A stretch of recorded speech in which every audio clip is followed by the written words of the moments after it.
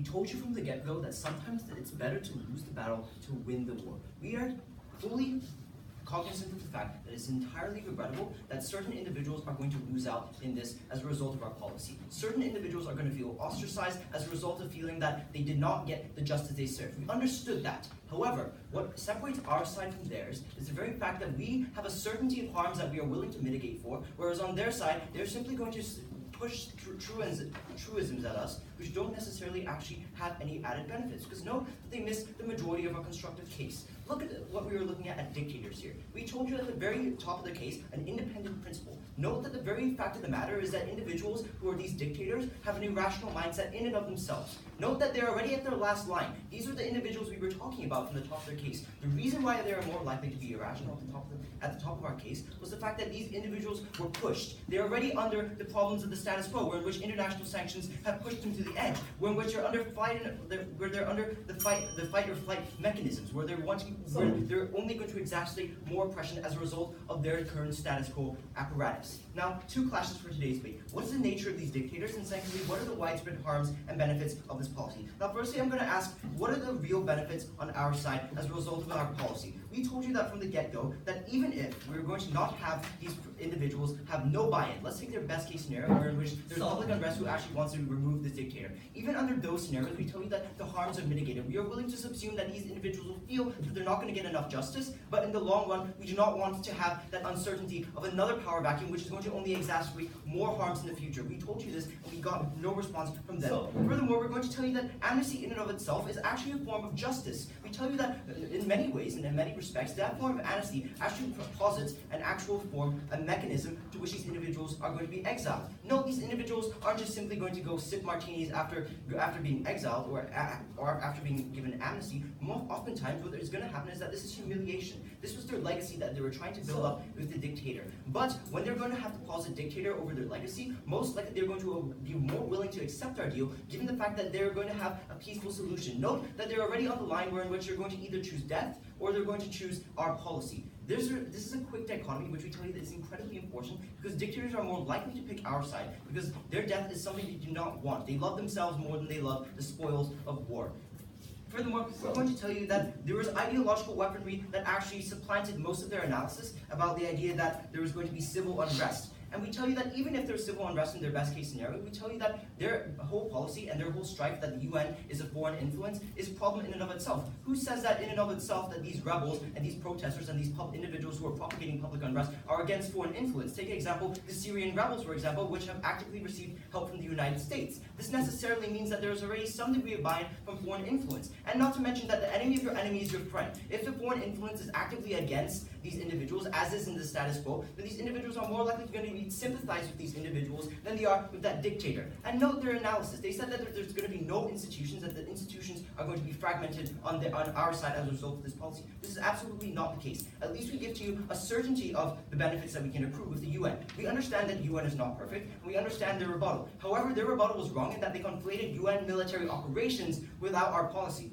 We told them through our policy, we need to actually understand what these people want. These people want their freedoms, they want the food and the sustenance that can help them to sustain. Our policy better ensures this through the rule of law and independent judiciaries, which prevent the rise of these individuals coming back in the first place. We tell you that this is far more important than on their side, where in which they have no chance to actually limit the power vacuums as we saw in Libya. Note that most of their constructive case was not even substantiated with the examples we gave you. With Mugabe, for example, they only posited Mugabe, where in which we posited our best case scenario, which was left unengaged, which was Pinochet, for example. We told you under that paradigm, there was a multitude of benefits that can be accrued under our policy. Therefore, we tell you that this is a much better, realistic interpretation of what's going to happen and what's more likely going to happen. Yes, sir? So if people care a lot about wanting food on the table, they know that the dictator is bad, then your points about ideological brainwashing and therefore liking the status quo doesn't work. Sir, if you wanted actually food on the table, then I think it's more likely that you're going to want to have the actor who provides that. We tell you that the UN will most likely do that, as they do in these disaster situations in the aftermath of for example, dictators. We tell you that most likely they'll actually provide that food and that sustenance. And And even in cases where in which there's going to be massive strife, they have no mechanism to which they can accrue this. The status quo is flawed in and of itself because of our analysis from our first speaker. Note that these individuals already have an irrational actor. We told you that the international sanctions that they're just going to continue to support on the status quo is only going to exacerbate that irrationality. We tell you that the only mechanism is a shift in diplomatic approach to these dictators. We want to give them a reprieve from this idea because by granting them that degree of amnesty, they're going to be more likely to choose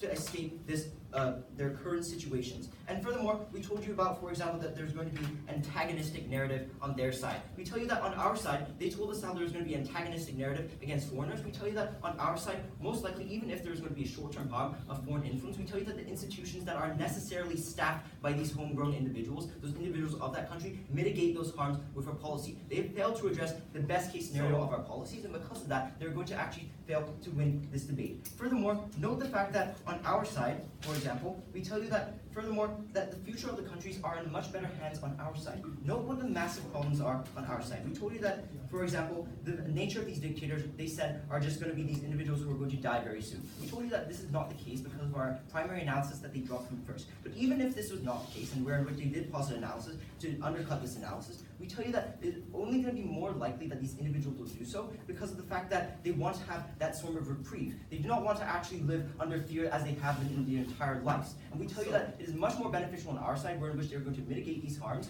whereas on their side, they're just going to actually adopt uncertainty as their main sort of policy. Furthermore, we tell you that there's not going to be an exacerbation of these individuals just reaping their benefits after they currently have these dictatorships.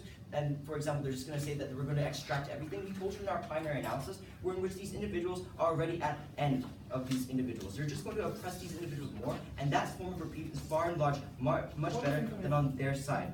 Furthermore, we tell you that whenever the UN comes in, sure, there's going to be some degree of harms, but on our side, at least we can mitigate those harms to our extent. On their side, they posited no additional analysis to which we can where we can actually weigh the comparative as to what their policy necessarily wants. We tell you on their side, their only end game really is just to have more civil war. We told you that there's going to be factions within the country in and of themselves. We told you we better mitigate for these factions. Why are we going to be more in line to actually mitigate for these factions, for example? We're going to be more in line to mitigate for the factionalism that is going to take root because of the problem, because of the actual solution we're solving. No, on their side, when you have deposed a dictator without our policy, for example, what's essentially going to happen is that these individuals with the power vacuums is that these factions just simply exacerbate most of these issues. On our side, when you have a provisional government that gets that base sustenance, this country can actually have a more constructive output about what their needs are. They can focus on the more direct output rather than the political issues of the nation. We tell you that this is a better comparative way to debate, because if there was so much suffering and so much oppression, then these individuals want a quicker reprieve. These individuals who are oppressed want a quicker reprieve than on their side. And furthermore, we tell you that at that moment at which they are most desperate, we tell you that the political nature of their country is actually insignificant in regard to what they want for their sustenance and for the survival of their families.